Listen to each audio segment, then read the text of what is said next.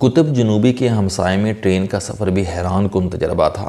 دائیں بائیں پہاڑی گلیشیئر سے دامن میں جنگل تھا اور جنگل میں جگہ جگہ دریا اور جھیلیں تھیں اور ان کے ساتھ جنگلی گھوڑے چل رہے تھے۔ جنگل میں گھوڑوں کی مختلف نسلیں آوارہ پھر رہی تھیں۔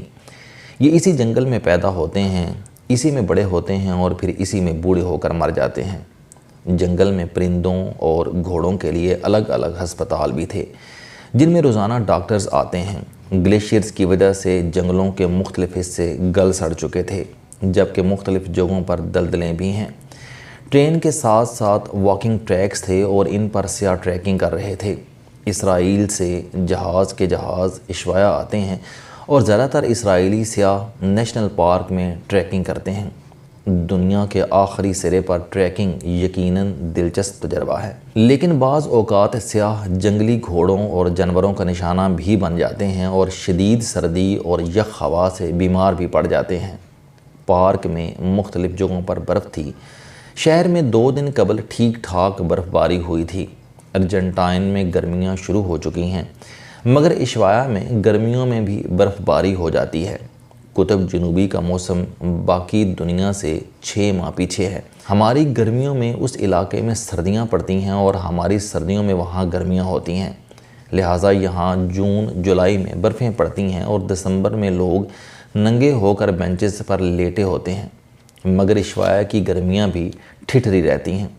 نیشنل پارک میں برفیلے پہاڑوں کے درمیان تازہ برف کے آثار موجود تھے اور ان برفیلے پہاڑوں، برفیلے جنگلوں، ٹھٹری ہوئی جھیلوں اور آوارہ پھرتے گھوڑوں کے درمیان چھک چھک سٹیم ٹرین چل رہی تھی اور دنیا جہاں کے سیاح کھڑکیوں کے ساتھ ناک لگا کر ویڈیوز اور تصویریں بنا رہے تھے۔ ٹرین راستے میں 2 جگہ رکی اور پھر اس نے واپسی کا سفر شروع کر دیا۔ آخری اسٹیشن کے بعد 9 کلومیٹر کا ٹریک تھا جس کے آخر میں اینڈ آف دا ورلڈ تھا۔ اس پوائنٹ سے آگے بیگل سی ہے اور بیگل سی کے آخری سرے پر انٹارکٹیکا کے موٹے گلیشیئرز اور برفیں ہیں اور ان برفوں میں پینگوئن رہتے ہیں۔ ہم پہلے دن اینڈ آف دا ورلڈ نہیں جا سکے تھے۔ ہم دوسرے دن ٹیکسی پر دنیا کے آخری کونے پر پہنچے تھے۔ اس سے قبل جنگل میں آخری کافی شاپ، آخری واش روم، آخری سرکاری عمارت، آخری رہائش گاہ اور آخری جھیل تھی، اور اس کے بعد وہ آخری ڈیک تھا جس پر پہنچ کر دنیا ختم ہو جاتی ہے۔ ہم ڈیک پر پہنچے تو وہاں کھڑا ہونا مشکل تھا۔ ہوا کا دباؤ بھی ناقابل برداشت تھا اور سردی بھی، لہٰذا تمام لوگ چند سیکنڈ بعد دوڑ کر گاڑی میں پناہ لے لیتے تھے۔ ہم نے بھی یہی کیا اور بھاگ کر ٹیکسی میں واپس آ گئے، مگر یہ دوسرے دن کی بات تھی۔ ہم پہلے دن اچھے بچوں کی طرح ٹرین کے ذریعے واپس آ گئے تھے اور اس کے بعد ٹیکسی پر شہر پہنچ گئے تھے۔ شہر 4 بجے کے بعد جمنے لگتا ہے، لہٰذا سیاح کان لپیٹ کر ریسٹورانوں میں پناہ لیتے ہیں۔ اشوایا کا سینٹر خوبصورت اور صاف ستھرا ہے۔ ریسٹوران اور کافی شاپس بھی معیاری ہیں۔ ہم نے ایک ریسٹوران میں گھس کر کنگ کریب کا سوپ اور تازہ سالم فش پھڑکائی اور پھر کان لپیٹ کر ہوٹل پہنچ گئے۔ ہم نے دوسرا دن بیگل چینلز کے لیے رکھا ہوا تھا۔ بیگل اشوایا اور انٹارکٹیکا کے سمندر کے درمیان سمندری پانی کی ایک پٹی ہے۔ اس پر دنیا کا آخری لائٹ ہاؤس آتا ہے اور پینگوئن کے جزیرے بھی۔ پینگوئن انٹارکٹیکا اور اشوایا کے درمیان سفر کرتے رہتے ہیں۔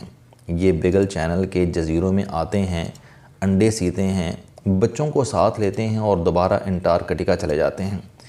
بیگل چینلز کے آخر میں پانی پر تیرتے ہوئے گلیشیئرز ہیں۔ سمندر کے کنارے مختلف کمپنیوں کے بوتھ ہیں۔ سیاح ٹکٹ خرید کر ان کے جہازوں کے ذریعے سمندر میں جاتے ہیں۔ جہاز صبح 9 بجے چلتے ہیں اور شام کو مختلف جزیروں سے گزرتے اور رکتے ہوئے واپس آ جاتے ہیں۔ ہم نے پہلے دن بکنگ کی کوشش کی، مگر سمندر میں تیز ہوا کی وجہ سے جہاز کینسل ہو گئے۔ ہم دوسرے دن صبح 8:30 بجے دوبارہ پہنچ گئے، لیکن موسم کی خرابی کی وجہ سے جہاز اس دن بھی نہ گیا۔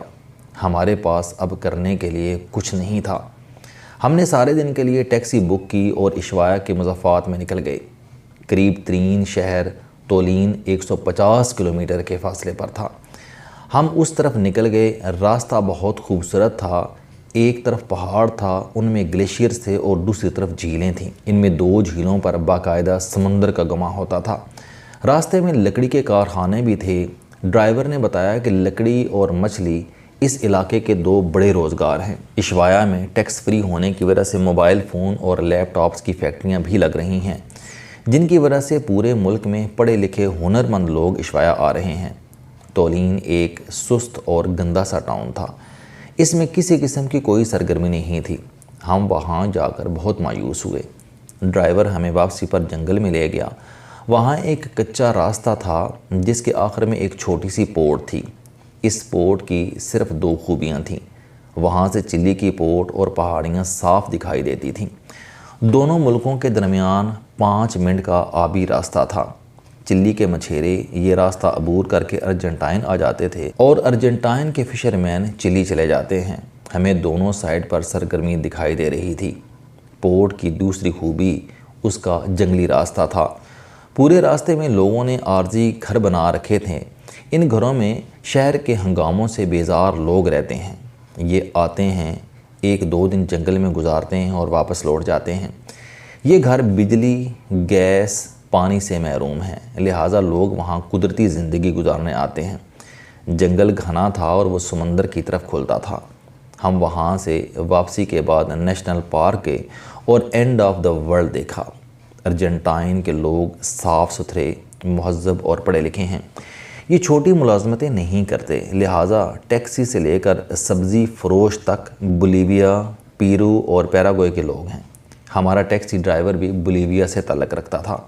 اس کا نام عمر تھا، لیکن وہ مسلمان نہیں تھا۔ لاطینی امریکہ میں عمر نام کامن ہے، کیوں؟ اس کا جواب کسی کے پاس نہیں۔ عمر نے بتایا کہ لاطینی امریکہ کے زیادہ تر لوگ محنت مزدوری کے لیے ارجنٹائن آتے ہیں، لیکن یہ اب واپس جانا چاہتے ہیں کیونکہ ارجنٹائن کے معاشی حالات ان کے اپنے ملکوں سے زیادہ خراب ہیں۔ عمر بھی اپنے ملک واپس جانا چاہتا تھا، تاہم اس کا کہنا تھا کہ بولیویا میں جرائم بہت زیادہ ہیں، اس لیے وہ بولڈ سٹیپ نہیں لے پا رہا۔ عشوایا میں دنیا کی آخری جیل بھی ہے۔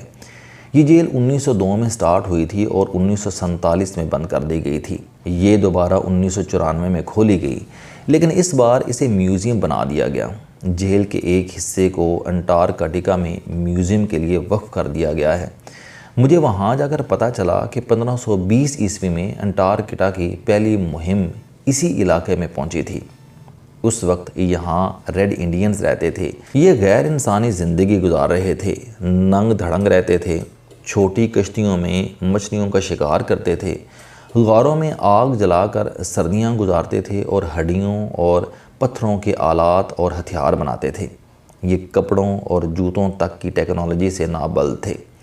یورپی باشندے آئے اور انہوں نے سب سے پہلے انہیں کپڑے پہنانا شروع کیے، مگر یہ لوگ کپڑے پہننے کے بعد تیزی سے بیمار ہوتے اور مرتے چلے گئے۔ تحقیق کے بعد پتہ چلا کہ یہ لوگ بارشوں اور برف کی وجہ سے زیادہ صاف ستھرے رہتے تھے۔ بارش کے بعد یہ لوگ آگ جلا کر خود کو سکھا لیتے تھے، لہٰذا بارش اور آگ کی وجہ سے یہ ہر قسم کے جراثیم سے محفوظ رہتے تھے۔ لیکن جب انہیں کپڑے پہنائے گئے تو ان کے جسم پر جراثیم پنپنے لگے اور یوں یہ چند دنوں میں ہی مرنے لگے، یہاں تک کہ ان کی آبادی تیزی سے ختم ہوتی چلی گئی۔ آج کے ماہرین کا خیال ہے کہ 1520 سے 1550 کے درمیان اس مشاہدے نے آگے چل کر یورپی اقوام کو سن بات اور سوانا کا تصور دیا تھا۔ یورپ کی تمام اقوام گرمیوں میں ساحلوں پر سن بات اور سردیوں میں اسٹیم بات اور سوانا لیتی ہیں، اس سے ان کی صحت بہتر اور عمر لمبی ہو رہی ہے۔ ہمیں میوزیم میں ریڈ انڈینز کی رہائش گاہیں اور کلچر بھی دیکھنے کا اتفاق ہوا۔ یہ بھی معلوم ہوا کہ عشوایا 4500 برس قبل 1250 فٹ موٹا گلیشیئر تھا۔ برف آہستہ آہستہ پگھلی اور اس کے نیچے سے زمین اور چٹانیں نکل آئیں اور پھر یہاں شہر آباد ہو گیا، مگر گلیشیئر کی برفیں آج بھی اس کو ڈھانپنے کے لیے تیار رہتی ہیں اور ماہرین کا خیال ہے کہ یہ کسی بھی وقت دوبارہ برف میں گم ہو جائے گا۔